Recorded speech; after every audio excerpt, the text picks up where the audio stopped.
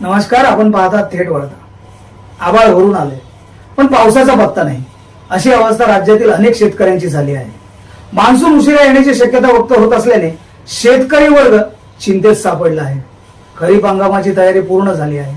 बियाणे, खते, मशागतीची कामे अनेक ठिकाणी पूर्ण झाली आहेत।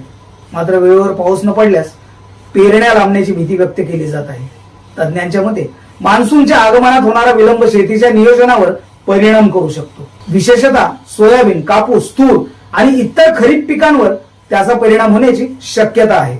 दुसरीकडे हवामान विभाग परिस्थितीवर लक्ष ठेवून आहे। काही भागांमध्ये लवकरच पावसाला सुरुवात होण्याची शक्यता वर्तवली जात असली तरी शेतकऱ्यांमध्ये अजूनही संभ्रमाचे वातावरण आहे। पावसाच्या प्रत्येक सरीकडे डोळे लावून बसलेला बळीराजा आता फक्त एका प्रश्नाचं उत्तर शोधतोय, यंदा मान्सून वेळेवर येणार का? या विषयावर तुमचं मत काय? आम्हाला कमेंटमध्ये नक्की सांगा। अशाच महत्त्वाच्या बातम्यांसाठी थेट वार्ताला लाईक करा, शेअर करा आणि सबस्क्राईब करायला विसरू नका।